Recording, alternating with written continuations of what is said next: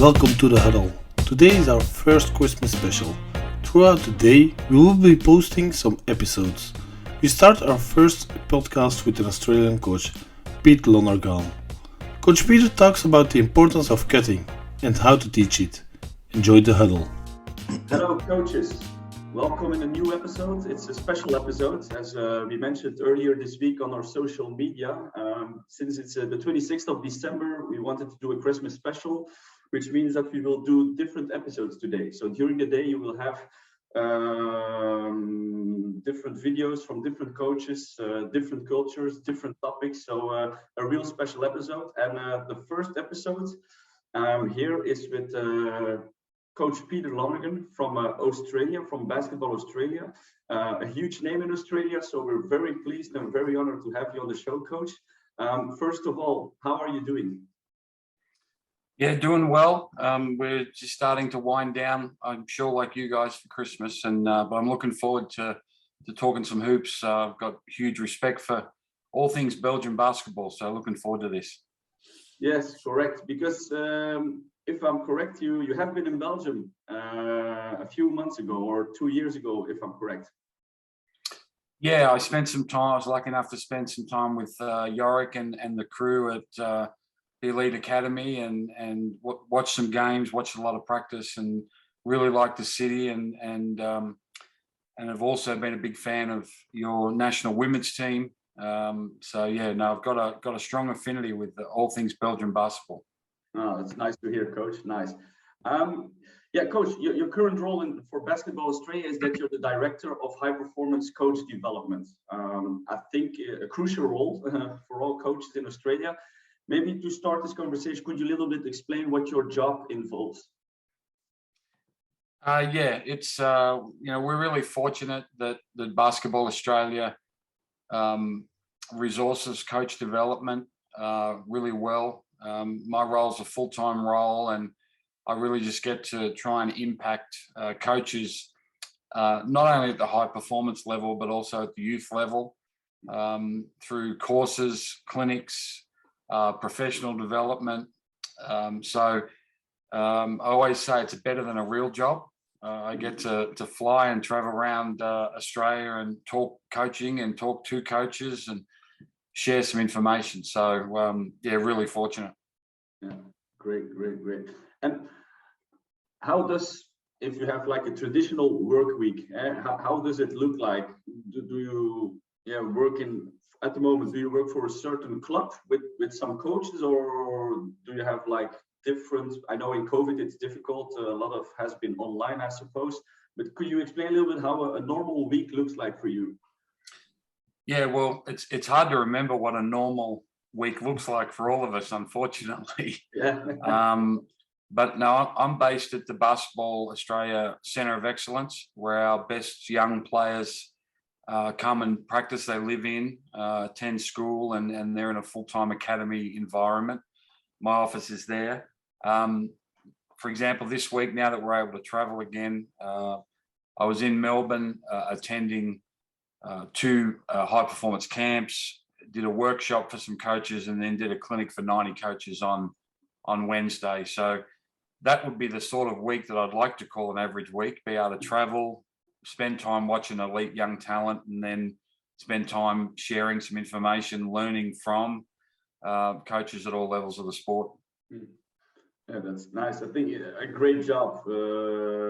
Something to be jealous of, because as you say, sharing information, I think it's key as coaches, not only sharing info to players, but also to other coaches to expand our knowledge and experience. So I think it's, as you say, I would be fortunate as well with a certain job. And Coach, the reason why we are here in a conversation today is because a few months ago, Mike and I saw a clinic of you, an online clinic that you gave for Basketball Australia, I think, or New Zealand. I can't remember anymore, but it was a coaching clinic on the importance of cutting, because we always talk about ball screen, people wanting a ball screen, but sometimes we tend to forget, the crucial value of cutting. So I got in touch with you and I asked you if you wanted to come in our podcast to explain or talk about your philosophy on cutting. because I thought the clinic was really great. So I would say the floor is yours, Coach. What's your philosophy on cutting? All right, thanks. Yeah, it's one of my favorite topics, and as you said, as the ball screen and the dribble handoff and even the stationary handoff becomes so prevalent in basketball, cutting's been something that's fallen away, particularly at the youth level. There's a lot of over dribbling. There's a lot of playing off middle pick and roll, trying to drive and kick and shoot 3-point shots. And while we know that that's the game to some extent, it shouldn't be at the expense of cutting. I mentioned your great women's national team. At the Olympics, their ability to screen and cut was elite. That's why they're one of the elite teams in the world. So we're spending a lot of time now talking about cutting, particularly to people who are coaching our youth. So I thought I just put some dot points together. Mm-hmm. Feel free to stop me and we can unpack things as we go. Yeah. But there's some of the points that I just put together is, cutting is a skill and coaches need to embrace teaching it. Just like you teach jump shooting, just like you teach pick and roll play. You can't just ask people to cut and not give them the tools to do it. Linked to that, reading defense is a foundational aspect of decision making. All of us internationally, talk a lot about decision making. Well, I think teaching cutting is a great way to teach decision making, not only for the person cutting, but of course the person with the basketball. I think if you look at the elite teams around the world, whether that's the NBA, whether that's Euro League, World Cup, Olympic Games, the elite teams put more sustained pressure on the rim through cutting than their opponents. Mm-hmm. And if you think about the Warriors, when you think of the Warriors, you think ball movement, you obviously think Steph Curry, you think 3-point shooting. But I think as a coach, you think the splits offense and their ability to cut, that's what makes Steph special, not just his ability to shoot the 35-footer, mm-hmm. but his ability to move without the ball. Draymond's an elite cutter. And how often have you watched the Warriors and they just get layups? People switch, they punish it with worthwhile cuts. The 4 reasons to cut. First one is obvious. We want cut to score. Second one is pressure the rim. I think the more, it doesn't matter what level of basketball, doesn't matter what style of play. If you put constant pressure on the rim, that's valuable. The third one is to create space. And we know how important space is in the game now. And the last one is to punish pressure, and that talks to back cuts and any sort of overt defensive pressure. So I think if we can get those 4 concepts down, cut to score, cut to pressure the rim, cut to create space, and cut to punish pressure, especially at the youth level, we got a chance to be pretty good and pretty hard to defend. Yeah. I think teaching the kinetics of cutting is really important. So what their stance is, what they do with their hands, what their foot pattern is, can they change direction and speed? And so often when we're teaching skill, we forget about the anatomical aspect of it, the kinetic part of it. It's very important that we drill down with that and give the players the physical tools rather than just the basketball tools. I would ask any coach, particularly a youth coach, can your players execute the following cuts? Okay. Basket cut, back cut, curl cut, flare cut, flash cut. Now we know in modern basketball, there's all sorts of jargon and terms for different cuts, and there's all sorts of, particularly in the European game, lots of loop cuts, Iverson cuts, slant cuts, all sorts of names and terms. But if I'm breaking it down, basket cut, back cut, curl cut, flare cut, flash cut, if your players can execute those, you can run effective offense. And I think that's really important. Some modern cutting concepts. Obviously, we spoke about the splits action, the 45 cut, the cut from the 45 degrees become a real massive weapon now. Cutting as a receiver on dribble penetration. The elite teams don't stand around, particularly in the pick and roll setting, and wait for a kick out to three. As soon as they see a head turn, they're punishing that. I watched some video of Messina's team just last week, and in the pick and roll, they're just slicing people up with cutting action now. And the other one is the baseline cut, that really speed cut along the baseline. You see a lot of dunks and layups from that now. Last points, I have some cutting teaching points. Every cut starts and finishes at the 3-point line, and that speaks to spacing. Again, Coach Messina, he said cutting's like swimming underwater. The 3-point line is where you come up for breath.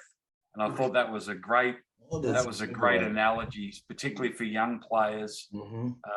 So they know that they've got to finish those cuts.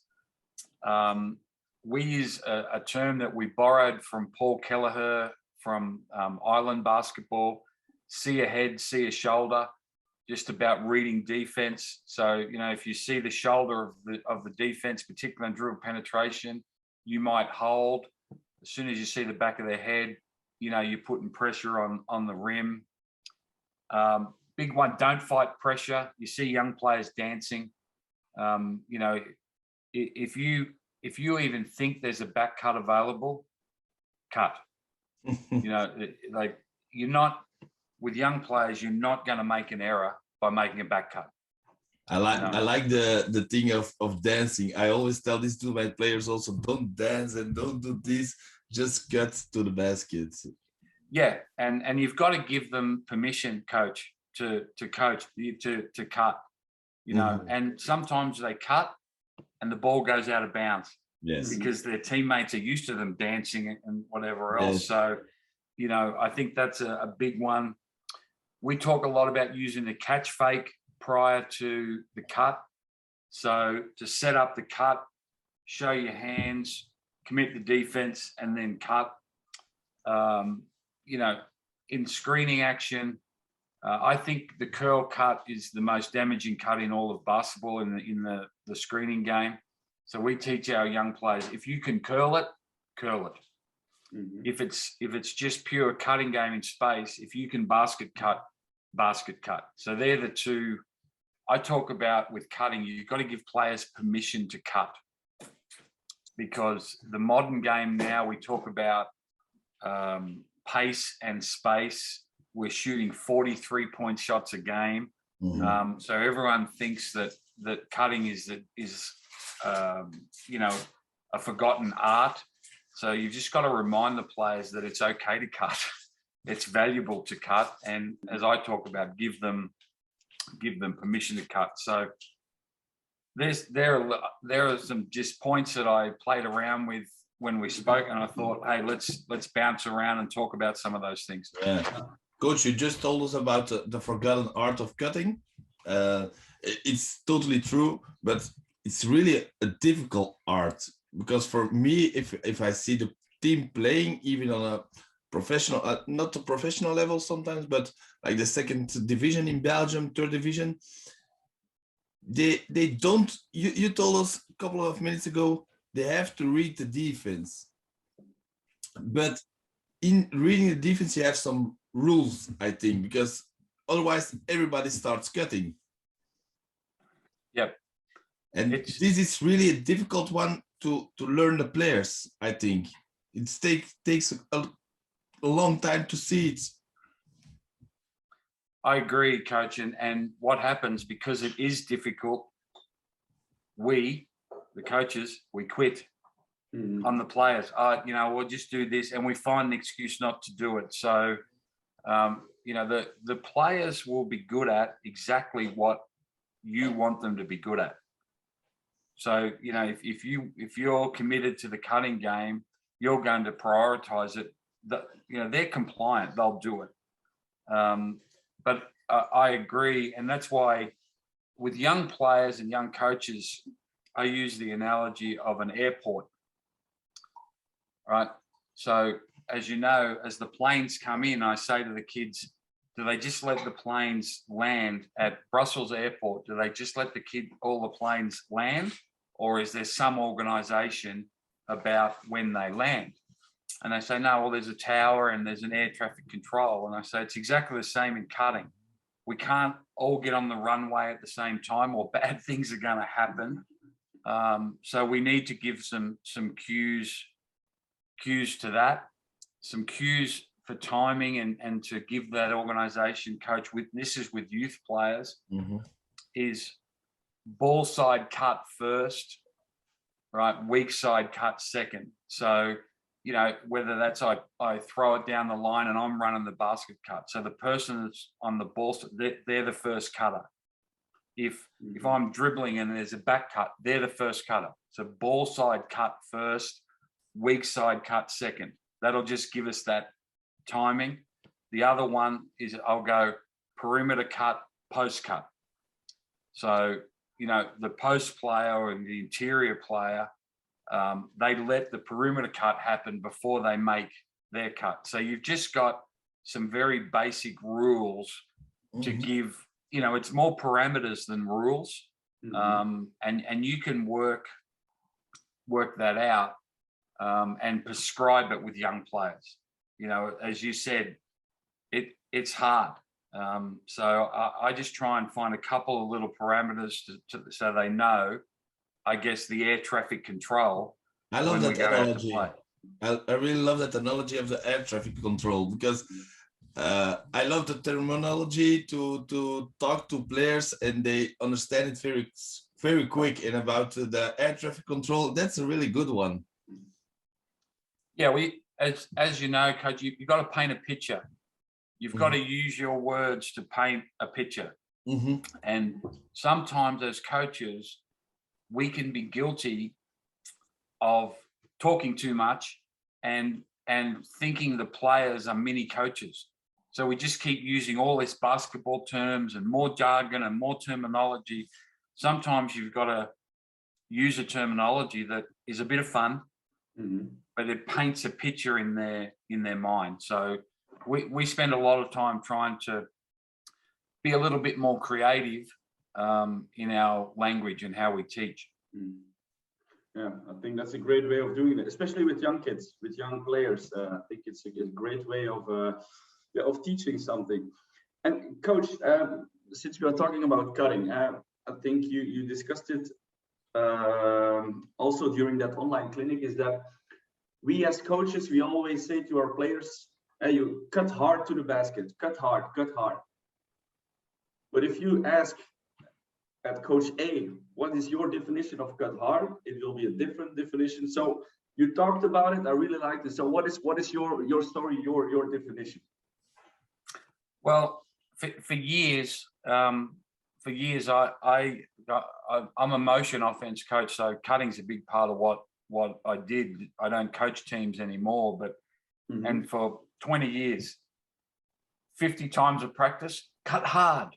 And then if they wouldn't cut hard, then I'd move to the next level, cut harder, you know. And funnily enough, they didn't change their behavior. So for years, I'm yelling at them more and thinking, God, these players aren't very smart. Well, the reality is there was one person that wasn't very smart, and that was the guy yelling out. So, you know, you just got to, again, it speaks to being a bit more efficient in your language. You know, we talk about cut with intent a lot, you know, and that, as we spoke about, the 4 reasons that we want to cut, but we've got to have an intent to get one of those things, an intent to get a score, genuine intent to put pressure on the rim, genuine intent to create space. You know, other coaches will say cut with a purpose. A friend of mine says cut with a plan. Cut with a plan. And I think that's when I first heard it, I said, that's brilliant, because as we are telling players to cut hard, we're not giving them any tools. When he first said, hey, cut with a plan, or even better, after they've made a cut, he asks, hey, what was your plan? And how many turnovers do you see at the end of penetration? So whether it's I drive in, dribble, drop, and I don't have a plan, or I cut, receive the ball, and I don't have a plan. So, just trying to change your language a little bit, but also celebrate what's a successful cut. And we spoke about all cuts start and finish at the 3-point line. Well, if I make a really good cut and then do a really good job of sprinting to the corner and I don't get the ball, we've got to acknowledge that. We've got to celebrate that, because we've asked them to do something. We've got to reward the behavior, not the outcome. Sometimes the only time we say, hey, good cut, is when someone back cuts, gets it and scores. Yet there might have been someone who put their body on the line 15, 20 times a game, and ran a really purposeful cut, then cleared out hard, create the space. So in that situation, if I've made a great cut and you've driven on my back and you've scored, as a coach, I'm going to acknowledge the cut. It's not that I don't want to acknowledge you, but you've got to celebrate what you value. And if you're going to be a great cutting coach, you got to celebrate it. And sometimes there's no tangible reward for the player. If that makes sense. Yeah, I love the fact of cutting with a plan, and this is something, if you train a lot on certain things, they're gonna explain to you what was the plan, and this is really interesting for coaches to use the right terminology and telling them cutting with a plan. And after a cut, you can ask on training, or what was your plan, and then you know what the player is thinking. Yeah, for sure. Like, for example, the baseline cut now is a really popular cut, dribble, penetration, head turn cut. But we know that often that has to be, if you can't dunk it, you've got to reverse it, because you're going so hard. I would say 8 times out of 10, if you run that cut hard and receive the ball, you've got to reverse loud, right? Or you've got to kick it out. So just that, when they go and you see them trying to contort their body, that's when you ask that question, hey, really good cut, but what was your plan? Right? And then you can, the thing about asking questions, you can't provide the answers, and what I mean by that is, if you ask what was your plan, they tell you, you might think, what? But you can't let them know, because if you correct them every time, they're never going to answer that truthfully. Does that make sense? No. So I think them understanding that you're going to let them make decisions, let them work off their plan is a really big one, particularly with cutting, because it's not as obvious as shooting. It's not as obvious as, dribble moves. So, that's why it's so difficult. No, it is. And yeah, Mike, since you like the analogy of the airport, I think there's another story that I heard in the clinic of Coach Peter and he will finish it. It started with 1-on-0, get it and go, and then you can continue, Coach. I really love that one. I think Mike will like it too. Yeah. So when we're breaking down offense in its most basic terms, we got a little rhyme. 1-on-0, get it and go. In other words, if you've got the ball, there's no one in front of you, just go. 1-on-1, get it done. 1-on-1 in basketball, that's great odds for the offense. 1-on-2, not for you.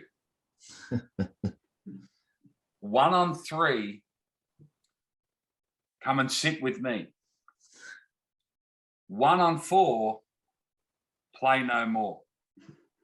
And then we usually stop there, but there's one other one.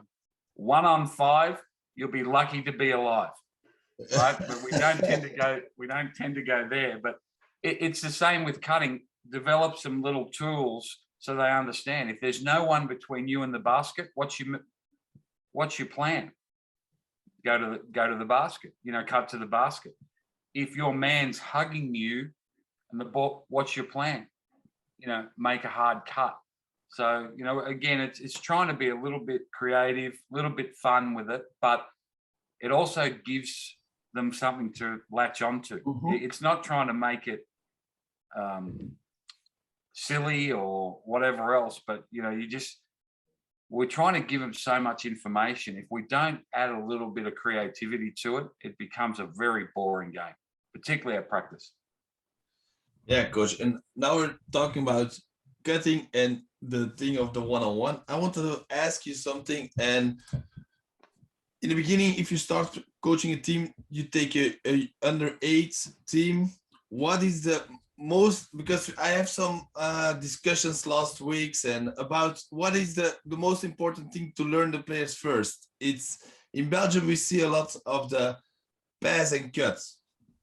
A lot of coaches are constantly doing in the training the pass and cut, and then you go to the training to the games and you see them only pass and cut, and they forget to play basketball. Then okay, we are lucky in the under 8 we don't have the 24, but then they are 30-40 seconds like doing pass and cut. And a lot of some coaches, they say, wow, they're playing very well, they're playing as a team, but it is not the basketball we want to play, because you don't have, they have to do it the pass and cut, but they don't earn points by pass and cutting.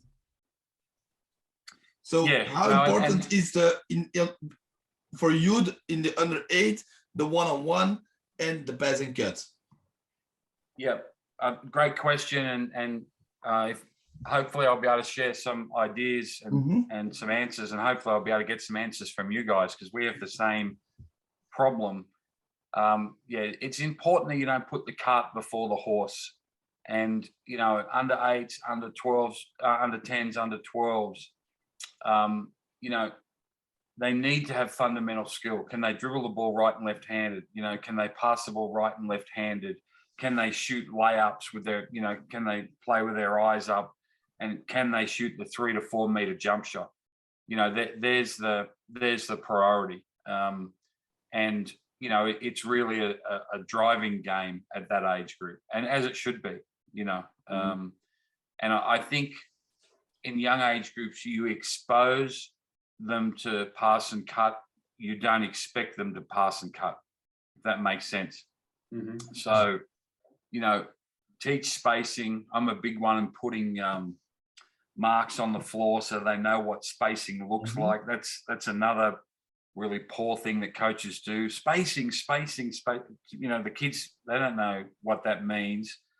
So define the spacing, get them to be able to execute those fundamental skills, get them to play off the bounce. I think sometimes we as coaches, we want this beautiful, aesthetic, perfect game, and they're 10 years old. It doesn't make any sense. Then I would start to teach 2 cuts and 2 cuts only, basket cut, but also cut on the back of a cutter. So just get that second cut and then stay at that. I wouldn't, at that age group, I wouldn't worry about back cut. I wouldn't worry about curl cut. I wouldn't worry about flare cut. It's useless. But, can they basket cut? Can they drive on the back of a cutter?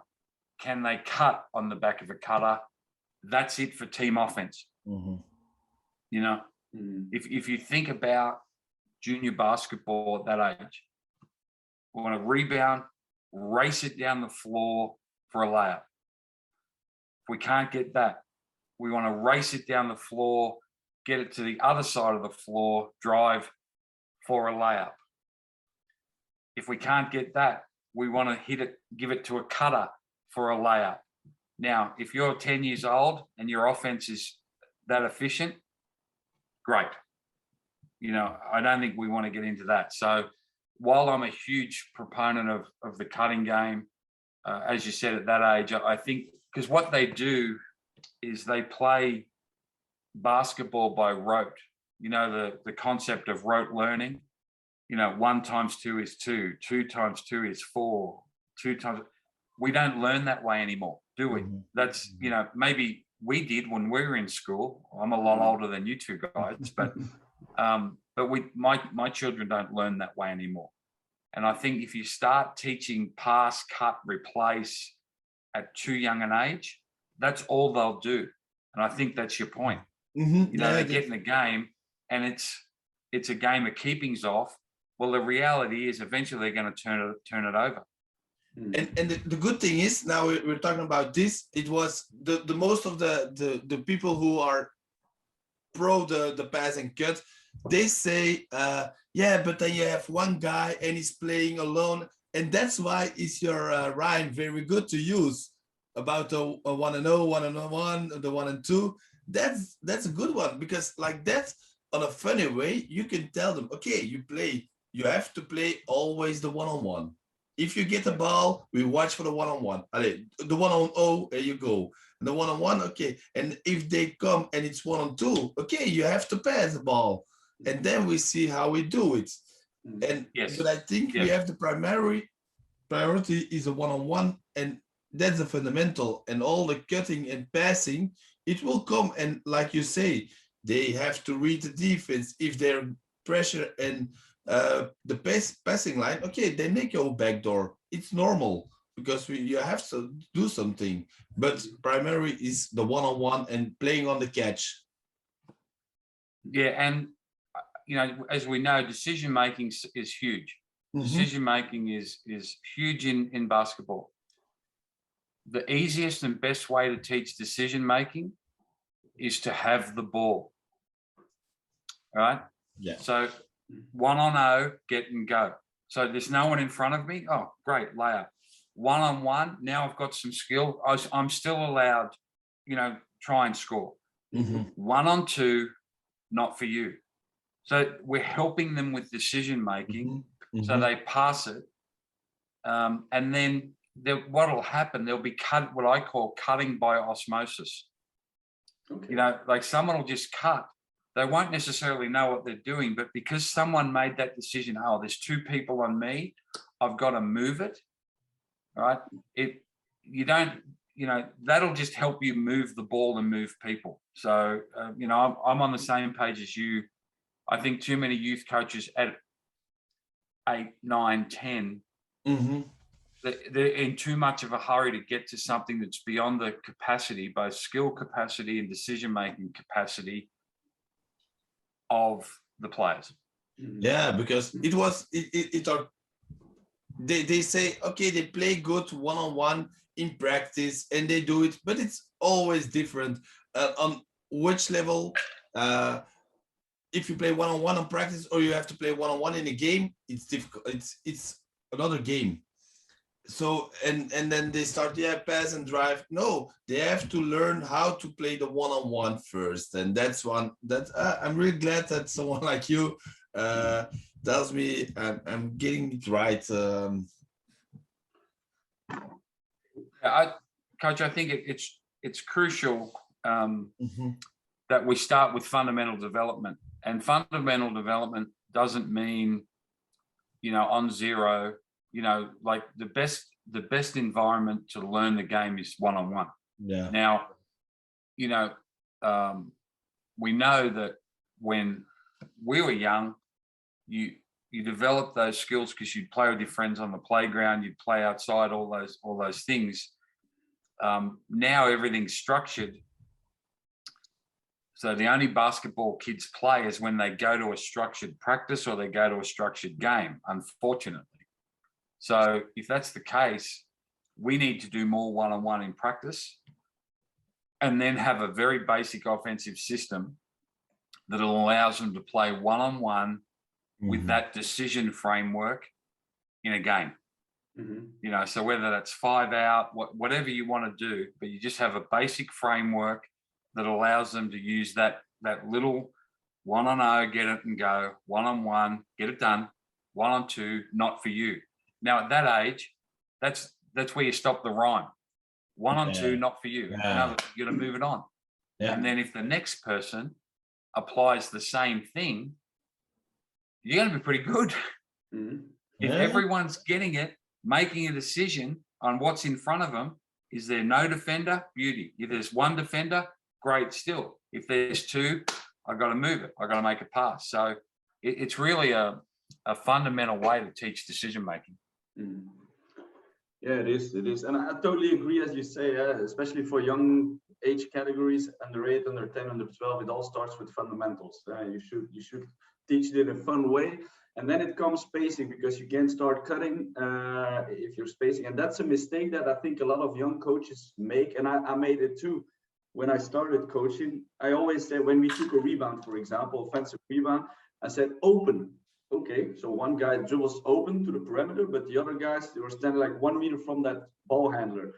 So yeah, it made me reflect on my terminology and how to use it. And then I started to really work on the different spots to start the spacing, because I tended to expect that my players would learn very quickly. So I did it like 2 weeks, and then I thought, okay, now they know it. And after 2 weeks, 2 weeks later, they forgot.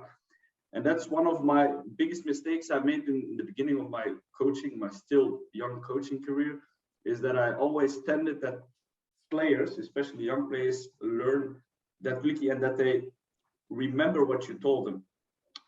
So I think that's a crucial one, to keep on repeating and really go into that process. I think they remember very quick, but you have to repeat it every single practice again. If you have like we already said, the right terminology, you're gonna reflect it very fast. If you say, hey, you have to do it in the corner spacing, they know corner and the spacing is in the corner and they run to it. And this is right why, and I think the coach gonna apply this, is when you use the right terminology, it's very easy to coach. Yeah, for sure. And I think a great question to ask in relation to that, while we're talking a little bit about that age group. Does it look like basketball? Do they understand?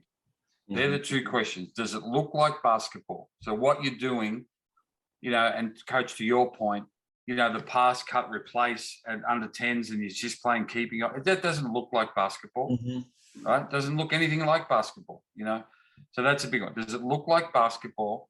And do they understand? Now, do they understand, in education, they call that checking for learning. Well, usually they don't understand because our terminology is too advanced. It's not descriptive or prescriptive. It doesn't paint a picture with words that they can understand. So I think that's a really good one to understand when you're coaching that age group. And a great way to check is have one of your friends who's not a basketball person come and watch you run practice. They might have a soccer background, or they're just one of your friends, one of your social circles. Just say, hey, can you just come and give me some feedback on how I talk to the players? And initially they say, oh, I don't know anything about basketball. And you go, perfect. That's why I want you to come. And then you say to them, do you think they understand when I talk to them? And what'll happen is they'll say no, because I didn't understand, because we'll get into terminology and we'll start using all sorts of jargon. So that's a great one to just do a little check of yourself, particularly with young players. Is the language you're using appropriate for their learning capacity? So, but anyway, that's it's an interesting one to consider, isn't it? And I think coach, you make a great point. While we're talking about cutting, it comes after fundamental skill development. I talk about 10 years or younger, the fantastic five of basketball: pivot, pass, dribble, shoot, guard your man. Pivot, pass, dribble, shoot, guard your man. If you're a coach of 10-year-olds and all your kids can do all those 5 things at the end of the season, you should go and coach older kids, because you've done a great job. And if you notice, 4 of them are offensive to 1 defensive. And the 1 defensive is, can I just move my feet and guard the player? So, you know, little things like that I think are really valuable as well. Really interesting. It is.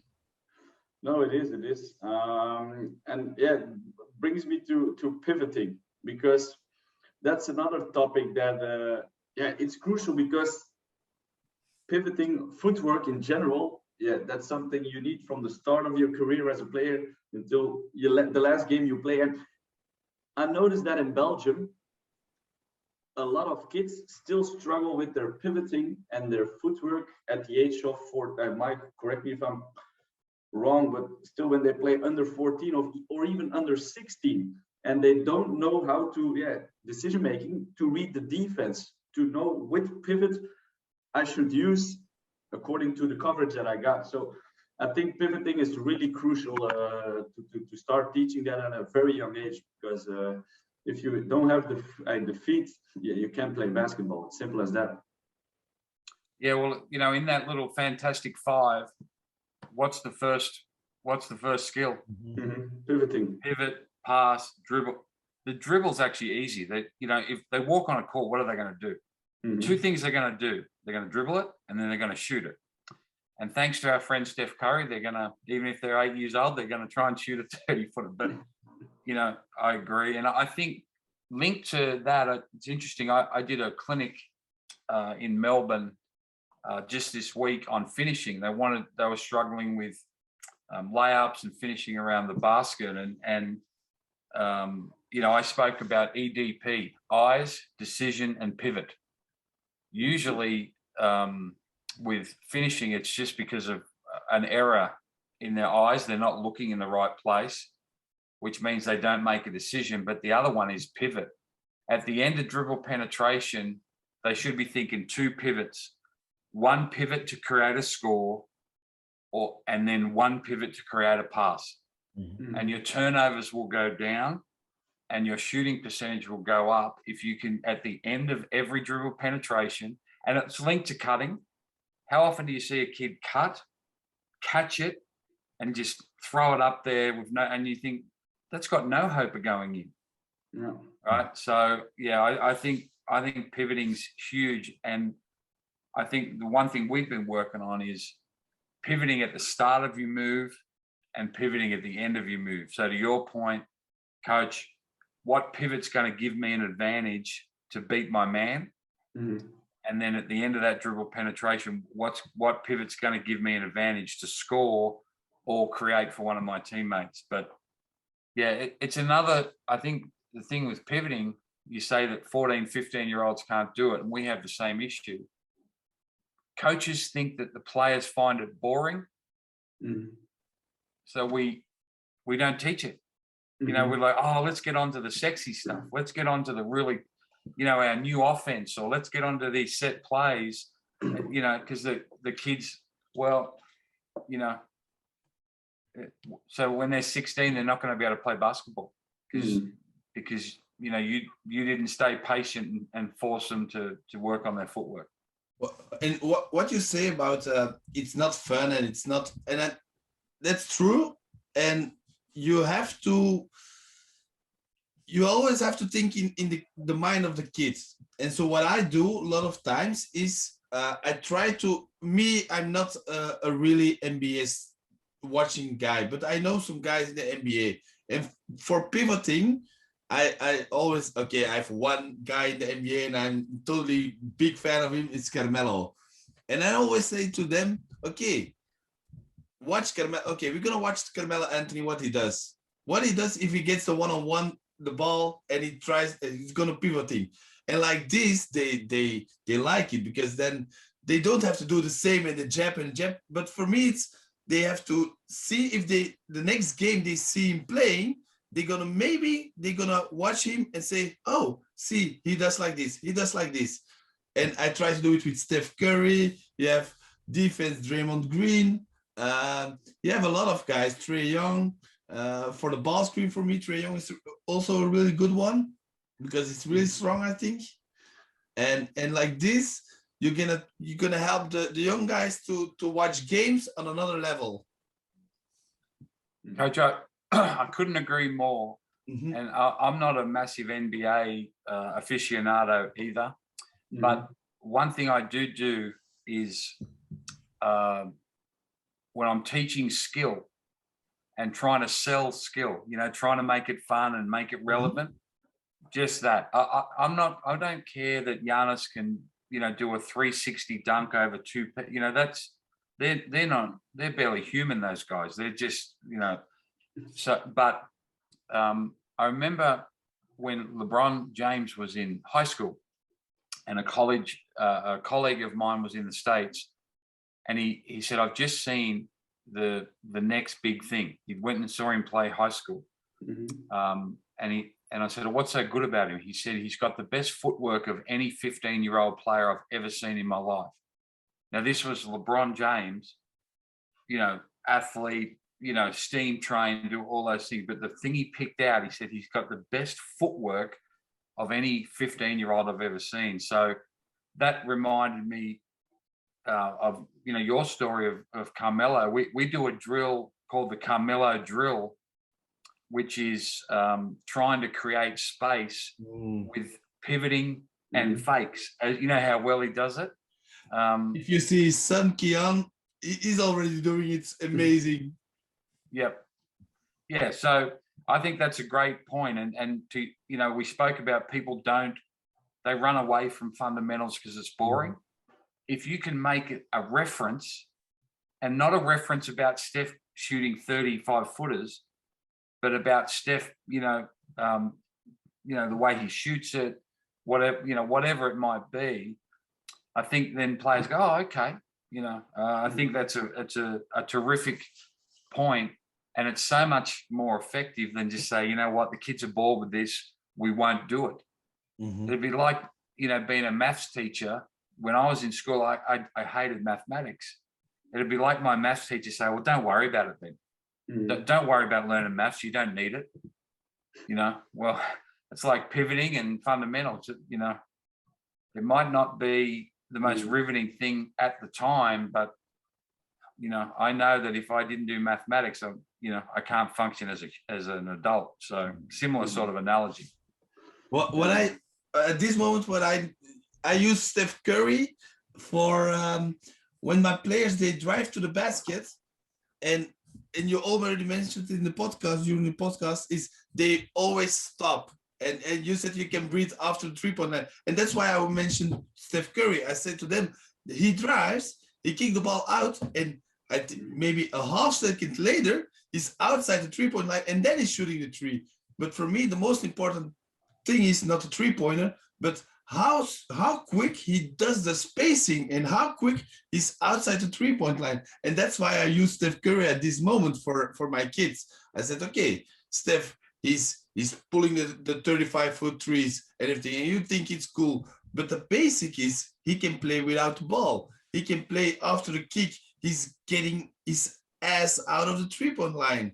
And that's why he's open, because nobody expects he's going to run. They expect that he's smart. It's funny, Coach, obviously Steph's every kid's favorite player. My son is 10. He loves to watch him play. I love to watch him play. The thing I do is I say Steph's the best point guard screener in the history of the game. And people look at you funny, like of all the things he can do, that's the thing. But if you look at it, he's only a little guy. Those cross picks, and then he comes off the net. But the reason he gets open, I firmly believe it, he's the best point guard screener in the history of the NBA. So yeah, you're right. There's ways that you can certainly do it, and if I'm trying to sell cutting, that's why I use the Warriors. I think the Warriors are the best cutting team in the world. So it's great marketing. Yeah, it is, because like Mike said, young kids look at Steph Curry because he shoots those 3-pointers and game winners, but they don't see the players cutting, creating the space for Curry. And that's the boring aspect, because all they want is having the ball in their hands and make the shots themselves. But that's very important as a young coach to get the buy-in from your players, to make the boring aspects more sexy. Because as you said in the beginning of the podcast, yeah, a 101 can be created out of a player that cuts to the basket. So I think it all starts with that. Really interesting. And yeah, getting back on the footwork, I know that Mike is a huge Carmelo Anthony fan. If I look at the EuroLeague, I always look at Luke Sigma. I think his footwork is out of this world. And also, he is not the most sexy player. If you look at him, you won't say he's a basketball, but he's so, his execution of his footwork and reading the defense is so out of this world. That's why I love this player, even that he has been a different player as I am. I'm a point guard. He isn't at all, but still, he can also handle the ball and read the defense so nice. I think that the great thing now in the modern game, and it doesn't matter if it's the NBA or Europe, is, we've got a term, skill thrills. And while there's still great dunks and all that stuff, that you think about the best players in the world now, it's on the back of tremendous skill. We spoke about Curry, obviously, Luka, Trae Young, you mentioned him. These aren't physical freaks that the average human couldn't do what they do if they put work on their game. Teodosic, these sort of players just with breathtaking skill. And I think as a coach, it's a great time to reference it because, again, not picking on Giannis, he's, in the top 3 or 4 players in the world, but the average human being can't do what he does. Mm-hmm. But these other guys who are, Paddy Mills is an Australian player, and you saw the Olympic game. Well, we got a great role model. He's just so skilled. He's got great feet. He's an elite cutter. We use him all the time with vision. And I think it's an important part because we do want it to be fun for the players. We do want it to be relevant. Mm-hmm. So we have to find ways almost to trick them, and that's what we use Paddy all the time. That's what Paddy does. You want to be like Paddy, you're going to have to do this work. So. Mm-hmm. Yeah, and it's good what you mentioned about Giannis or a LeBron. Okay, LeBron, his footwork is good, but these are freaks of nature. If you see LeBron, his body, if you see Giannis, his body. For me, another one in the EuroLeague, and what I mentioned a lot, if they know him about offensive rebounds, and you already mentioned his coach, but it's Heinz of Milan. He's only 199, I think, or just 2 meters. But how many offensive boards he takes, how many times he's screening and playing against Tavares or other players. But he's there for how long now? 10 years. And 9 times after each other, he went to the Final Four. This guy is really, he knows perfectly what he can do and what skills he has to use. Yeah, and look, as you said, he's been a 10-year pro. He's not the prototypical NBA player because, as you said, he's only one. He's really a 195, 197 5-man. So just through sheer anatomy, he's not. But we talk to our players all the time about the need to have an elite skill. His elite skill and the way he impacts winning is rebounding. Mm-hmm. And he gets paid really well, and he's playing for arguably, one of the top 5 coaches in the history of the European game, winning a lot everywhere he goes. So again, it's a great example, but we speak to players all the time. You need to, yes, you need to be good at a lot of things, but if you want to be a pro, you've got to have at least one elite skill. I'm not telling you what it has to be, but, and that it might be shooting, it might be whatever it is, we've, elite defensively, we've got an Australian player, Matthew Dellavedova, who played in the NBA for 10 years. His elite skill is defensive containment.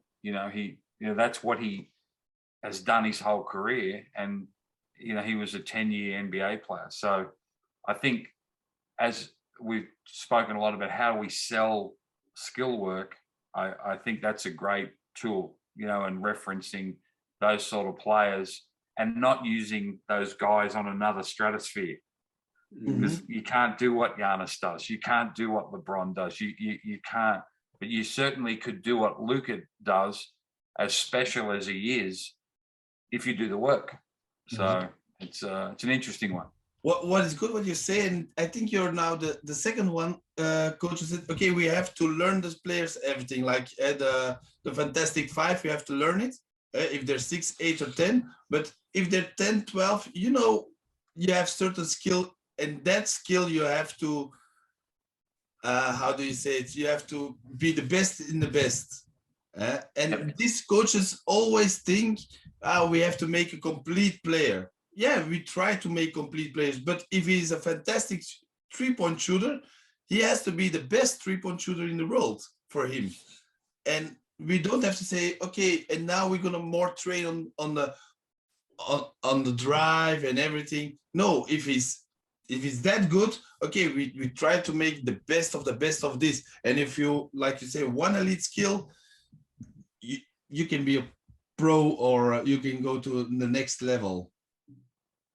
Yeah, our most recent player in the NBA is Josh Giddy. Really good all-round player, but we identified earlier he was an elite passer, and he's leading all rookies now in assists. And he's a nice shooter. He rebounds quite well, but his elite skill is passing. So we're going to make sure that your elite skill is elite of the elite. So yeah, it's an interesting one, isn't it? And while we always want to multi-skill our players, we want to teach them, and that's why we talk about the Fantastic Five. We're going to give them all those tools. But yes, I think sometimes coaches are a bit unrealistic that someone is going to be, elite or at least outstanding at 4 or 5 different things. There's probably been 10 players in the history of the game that have been that, so. Yeah. No, that's correct. I think it's a great one. It all started with the big 5, but yeah, you can't expect, because it's always about absorbing information as well. And especially with young kids, you have to really make it a process. And you can't expect everyone to be a Curry or a LeBron or a Giannis. It's all about, they all have a talent. And if we can make them a star in their own talent or in their own role, I think we're doing a great job. So I really like this episode with you, Coach. We started about cutting, and then we ended about general basketball, and that's the fun part of this podcast. So I really appreciate your input, Coach.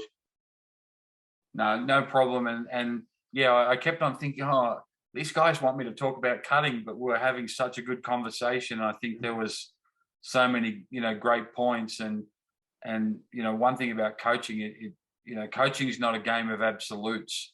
It's not about, it's not about the parts. It's about the whole. So, we start talking about cutting. We put some defense in there. We spoke about elite skill, and yeah, we've covered some ground, but it's really cool. I've enjoyed it. No, great. But yeah, Mike and I are thinking about doing a special episode in the near future where we will re-invite some of our guests to talk about some specific topics again. So if you're open and available, Coach, it would be an honor to have you back on our show one day. No, I would love to. I love doing this. And as I said, I've got a huge respect for what all Belgium coaches do. I think you teach the game really, really beautifully, and do it with a lot of creativity and a lot of common sense. So, yep, would love to jump back on and talk some hoops at any stage. Great, Coach. Thank you. Nice to have you on the show. Have a good night, because there it's already late evening, I suppose. So yes, it's coming up to 9 p.m. You guys have a great day. Have a great Christmas, and hopefully we'll see you soon. See you soon, Coach. Thank you. Bye-bye. See you guys. See you.